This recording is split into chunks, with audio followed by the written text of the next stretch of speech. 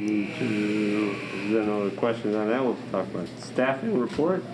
So Kylie Lindquist, Assistant Principal of Curriculum Instruction, and Beth Augustine, Assistant Principal for Student Services are here tonight. They actually have a couple of reports, so I'm just going to keep them up here all at the same time. They can go through their 3 reports with Dr. Freitas, and then they can touch on the items to be addressed. Hi, everybody. Hello. Hello. Hi, good to see you all. Hello. All right. So we are going to start with the staffing summary. And let me get my notes and myself together here. So what you see in board book is the typical staffing summary that we do each year. This summary is the result of this year what was 10 rounds of sectioning and staffing that Beth and I did with the instructional coaches, reviewing course requests from students. And when you look at this summary, the first table shows in the FTE 2021 column, the FTE for this current school year.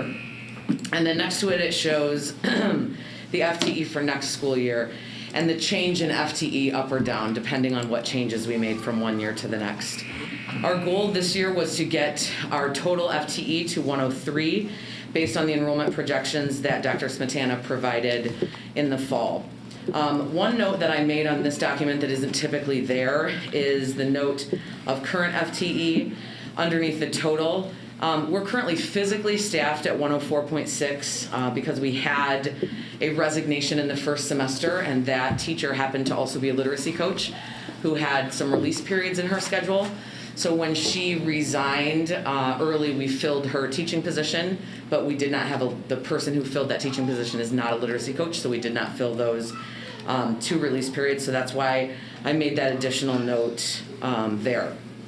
There was a question on this document about whether or not specifically in the world language section that 7.2 number accounted for the German teacher that we had resigned just prior to this school year, and it does not. So that 7.2 represents all of the physical sections of world language being taught in our building right now. Were that German teacher still in that number, she taught 0.6 in world language, so that number would have been 7.8 were she still with us this year. So when we go through this process each year, the thing that Beth and I keep at the front of our minds and what drives this entire process is the student choice. For sections given in any particular area, it's driven by the number of students who request a particular section. For example, this year we saw right away, the first thing we saw was a spike in our applied arts classes. Our classes like foods, game design and animation, our autos courses. We saw a spike in those courses considerably this year. And that's the first thing that we noticed. That's why when you look at a department like applied arts, you're going to see that the change in that direction was positive rather than losing FTE particularly there, because that's where our student choice was filtering. We also noticed a spike in our visual arts courses this year, in our requests for drawing and painting, for ceramics, for photos. And so while it looks like fine arts is down, we actually saw growth in our visual arts area. And one of the reasons that we knew right away what happened in fine arts is the graduation requirement for next year has been changed so that students no longer have to take fine arts survey. To give you an idea of what that kind of means in the grand scheme of what we do, fine arts survey accounts for 0.8 FTE. So fine arts survey, to pull that course off, involves 4 teachers having a period of that in their day. So for example, this current school year where it was a graduation requirement, we had 256 students slated to take that course. That's happening right now. For next year, when that requirement was removed, we had 8 student requests for that course. So what you saw is a very large population of students branching out into other areas and electing to choose a different course because they weren't tied to that fine arts survey option. That course still exists in the course catalog, even though it's not a graduation requirement. Yes, we didn't remove it in the event that So for some no reason. programs, it wasn't canceled, Fine Arts Survey, no. Right, The okay. graduation requirement, however, was removed. Right, was Yes, lifted. but it's still Right. on our books. We had 8 students. Right. Okay. In that first round, we had 8 students request it. So when the counselors were talking with students about graduation requirements for pre-registration meetings, they were pointing out that that was no longer a graduation requirement. Sure, sure. So another thing in that kind of first summary table on that document that you'll see is that required FTE section underneath the department sections. And if you're zeroing in on that section, you are going to see some additional changes that we made working to get us toward that total target FTE. So specifically some of those changes, we reduced our instructional technology coordinating by 0.2 and our literacy coaching by 0.4. So we pulled away from those areas so that we were still meeting the needs of our students, getting into the classes that they needed or requested to take, but still staying at our target number. One area, though, that in that required FTE that you'll see was an increase is in our algebra academic support section, where you'll see a 0.2 has been added there, so that's a 0.4. I've been working on an intervention structure for next year that I could get into, and I'd be happy to tell you about it anytime you'd like. But basically what I wanted to do, we've traditionally had literacy coaching, and that's been a variety of working with teachers and working with kids. What we know to be true now is that next year more than ever, all of our efforts have to be focused on our students and what they need and what those gaps might be. So what we wanted to do, and I've worked with the school psychologist on this, is create a more definitive sort of MTSS instructional intervention structure. So next year I'm going to have mirrored support in pull-outs and push-ins in English and in math. So I will have a 0.4 in each area to be able to address freshmen and to be able to address sophomores on a very intense level. I don't remember even when it was approved, but a year or so ago, the board graciously approved STAR assessments for me, and next year, we will have them at the freshman and the sophomore level. So we have now the school psychologist Pushpa Winbush, award-winning psychologist for a reason. She and I are working on a structure of regular progress monitoring, dispatch intervention. Progress monitoring, dispatch intervention. So that's where kind of those intervention pieces shook out. Nice, so that just means they're gonna give some assessments and then use the data to inform the instruction and give very targeted, target the kids that need it with, only because from the primary, but right, like they need work on short A, we're gonna do short A. Yes. Sorry, I'm, just Right. trying to give You them a need- layman's. Yes, Right. solving equations. I have a person who can go and find you in your study hall, in a class Right. that's not your academic core, and really work on those skills. Great. What if a kid doesn't have a study hall, where would we pull them from? We would pull them probably first from PE if they didn't have a study hall, and then it might get trickier, and we might need to work on something else because we Sure. don't want to pull students away from their From the academic core or yeah. from the things that they love doing. Sure. So with the kind of the intervention mindset, there was a question also that was submitted on this report about what the best options might be to lower class sizes at the freshman level, because again, we're talking about gaps, we're talking about kiddos who haven't been in school for a while. And so that's kind of something we thought about going into the sectioning process. And our instructional coaches are phenomenal, especially in those areas, those core areas where we really do have to look at, we are gonna need some interventions, what are we gonna do? So we staffed already, we sectioned for an average class size at the English 9 level of 21.7. So that we can keep those class sizes low, so that we have the ability to work with those students. The average size of a freshman algebra class next year is sitting at 20.5 right now. Now, that one will grow because we've worked with Lindsay Minaw. We have the extended algebra course, and some of those kiddos are gonna come out of extended algebra and push themselves into algebra with some support. So that 20.5 will not be the average number number. That's just where we have it now. So we have some room to get those kiddos in out of the extended and still be able to move forward. And we were, we tried to be intentional with the class sizes in English and math at the sophomore level as well. English 10 class sizes are at 23.8. Average geometry class size, which is the 10th grade general level math, is 23.1. Sometimes it's, in a way, robbing Peter to pay Paul a little bit. You're going to see maybe some higher class sizes in some AP courses or some honors level courses. I taught for a long time, and I taught all levels, and I know that the smaller class sizes, when I was working with students, worked best with the students that needed the most support. And so that's kind of a decision that we make to make sure that our most needy students get our most support. And then the other tables on that summary sheet provide you with some summary information about current and past class size averages. We broke it down a few different ways so that you could see it once the 40-to-1 classes, your PE classes, your music classes are pulled out.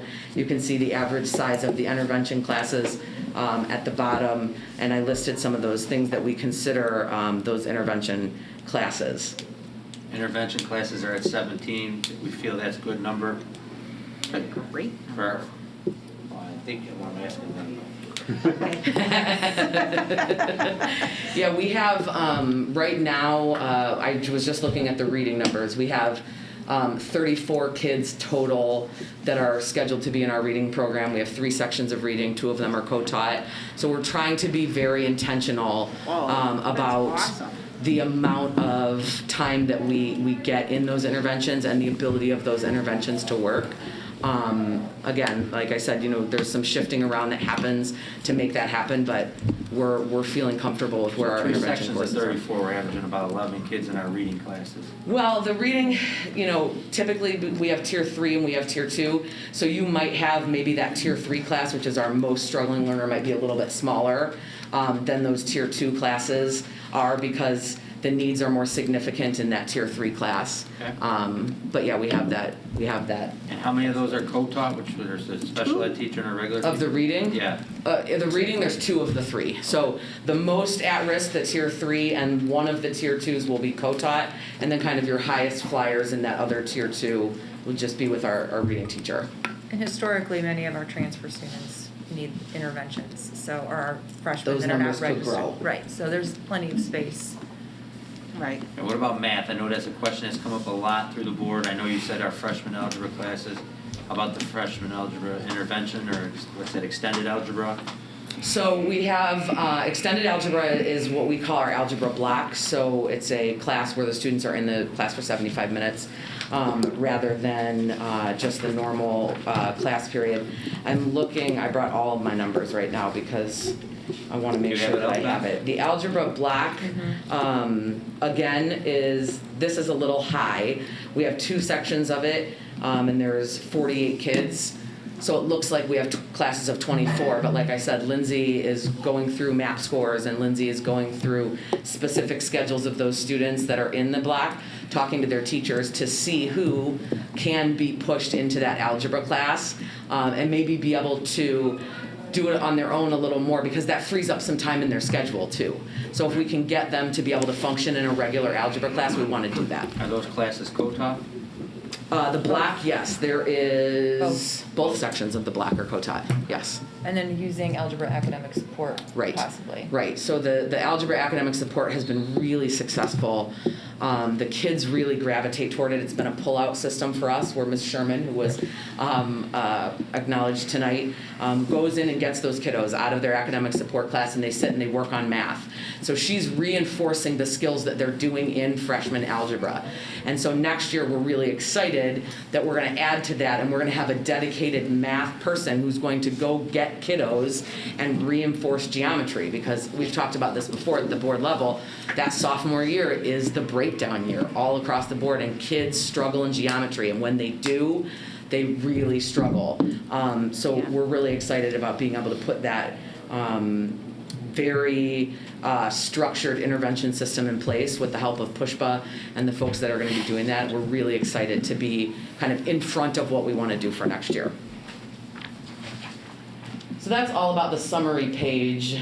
Vacancies, I mean, it's just an FYI for Right. the board, but we're basically, it just shows the language the board previously approved in the contract in regards to retirements. As you can see, we're replacing 4 retirees with a newer teacher, so that will help with some of the financial difficulties the district may be experiencing over the next 2 years. But that was just an FYI for the board. Beth, this is the part that you need board approval on, so you usually touch on this next part. So just a quick question before we go on, I think just for the record, what's the estimated enrollment next year compared to this year? I know we've had this previously, but could We you just added it to the refresh them? report. So this year, we Yeah. were projected to be at 1683. We actually came in at 1660, and on campus is 1629. So just so the board understands, even though like with our projection being at 1683 and the actual being 1660, if you think about it, those 23, 25 kids, if each of them took 5 classes, that's roughly 1 teacher. So us being off by about 25 students in just in our projection is at least, showing that we probably had 1 FTE more than what our enrollment projections were. And we build in room for transfers and some of that discrepancy in our enrollment projections. So even for next year, we're going from 1660, we're projecting 1648, which will only have roughly 1620 on campus. So you'll see again another drop of roughly 12 to 15 students, and that's if we hit the 1648 number. If it comes in below that, that's why you see the small drop off in the number of FTE. Okay, thank you. Now, do we have, you said the test scores, are those from the feeder schools? We have the test scores? Yeah, I actually just got the last one today, their winter map scores, and that's, it's not my favorite data to go off of. It's not, it's not the best. It hasn't been easy for the feeder schools to even administer those tests. I mean, they were gracious and they gave us the ones that they did in the beginning of the year. So the fact that we've gotten 2 scores from all of our feeder schools is phenomenal. Thank you to our feeder schools so much. But we just got those today. So they've given the fall map and the winter map, and that's the data that we've really had to do our placements off of because we weren't able to give a full-scale PSAT. How does that look in comparison to years past? It's hard to tell with MAP because it's not the greatest predictor to me, and year over year it really is apples and oranges. There's a lot of students that didn't take the test. When Ryan from SE Gross emailed me today, he said, you're not going to see scores for a lot of kids because normally what we do with MAP is, when we give MAP, if you're not there on the day that you give MAP, you get hunted down and you're coming in and you're going to resource and you're taking MAP. And there were problems with the computer system. So this year the feeders did the best they could and said, we're going to give the MAP test, but there wasn't the option of having a million days to give it or get every kid. So I don't think it would be a fair comparison, really, to say necessarily they look better or worse. What I can see from the requests and the courses that students have filtered into is that we have not seen an explosion of our intervention courses. So we're not seeing a need for 5 reading classes instead of 3, or 2 or 3 pre-algebra classes instead of 1. Our sections of our courses for students who have lower end test scores are the same as they have been in past years. We haven't had to increase that. So that to me is probably the closest indicator that I can give you that we are able to maintain what is traditionally an intervention course number for us based on the kids that we're getting. Historically, we would give the PSAT, Yes. and that was our primary filter. Second level of data was MAP data, and then third was teacher recommendation. Yes. See And so that, now with the eliminating of the state assessment because of the COVID, and not being able to use that, we're using MAP Yes, data. and we for what they relied very can heavily provide. as well Right. on our partnership with the feeder schools, and the teachers had very open and honest conversations with our teachers and recommended students based on their experience with the students. So that was kind of the other thing that helped Right, us the there because anecdotal. they had some context to give us outside of that one snapshot that we were trying to use. tell me if this is correct. The elementary does MAP because it aligns with the tests, the other summative tests that they give.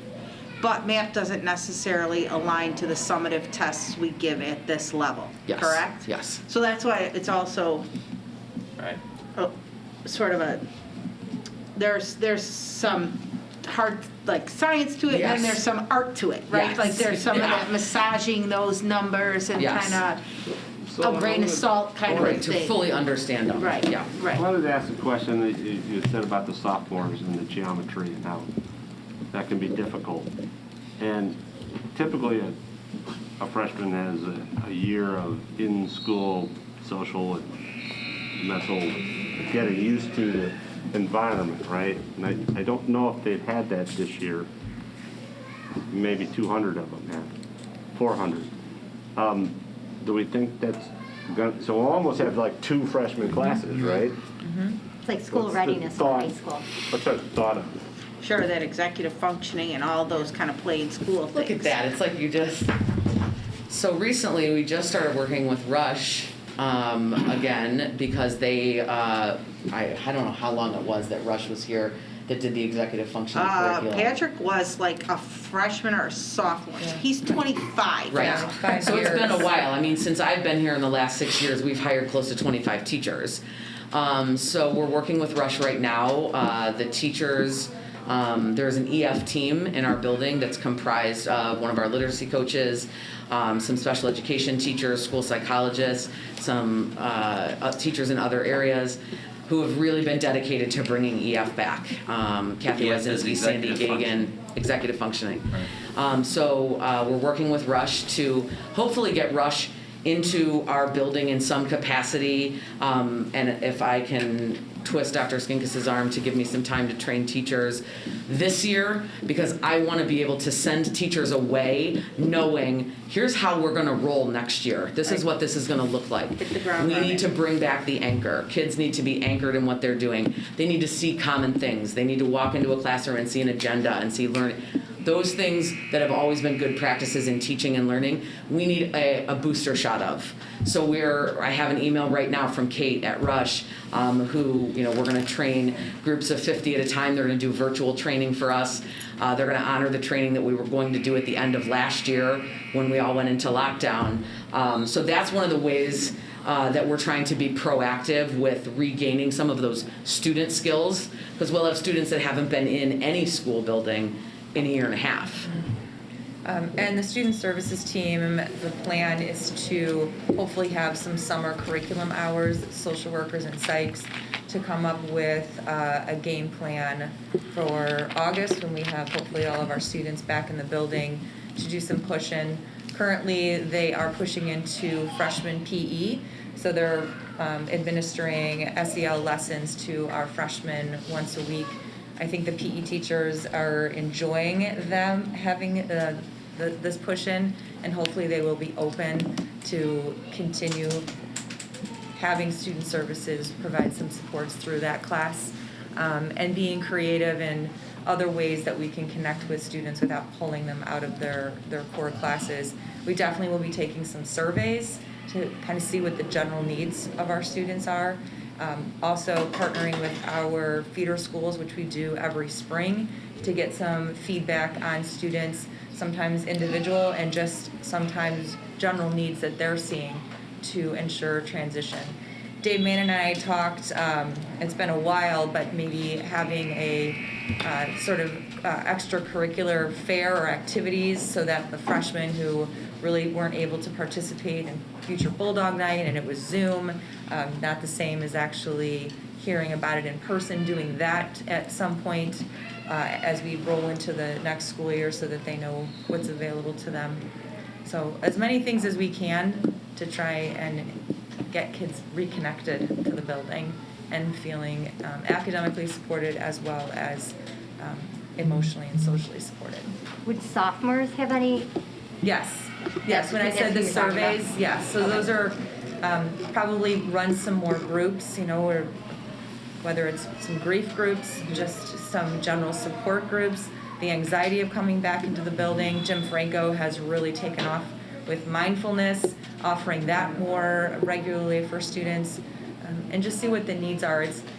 it's hard to plan unless you have data to support what that plan looks like. So rather than just kind of throwing things out there and seeing what kids actually gravitate towards, actually doing some surveys and getting the pulse on what students, what they need and what they want and what they think will be most valuable. Yeah, I think it would be interesting to look at the freshmen this year who are, or who will be remote all year. Yes. So those are kiddos who haven't stepped foot in a building since February of 8th grade. Yes. And so that's maybe targeting those kiddos.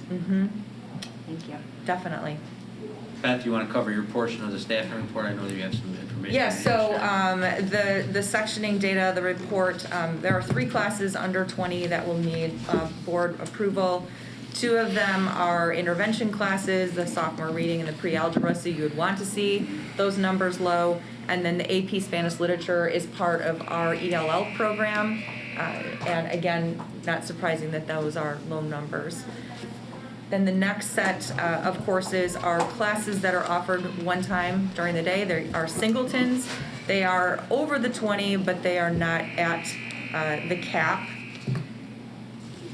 And then the other set of numbers are classes that are currently over the cap, but students will naturally conflict out and will have them assigned to a different class. And that's actually a pretty short list. We made a very conscious effort, rather than for kids to conflict out of what they wanted, was to actively look at what their second choice was and have the schedule built with their second choice, as opposed to something where they might potentially not get in. That's about half of last year. I'm sorry? That's about half the courses from last year. Yeah, I know. It was a lot of work, but it was best for students. Yeah, And I think right. they landed where they'll land in a course. Like, freshmen, for example, they didn't get their first choice. Well, at least we were able to put them in their alternative course. Well, thank you. Yes. Are there any other questions on the staffing report? Because we do need to take board action on the 3 classes under 20. I think that's later in the agenda, correct?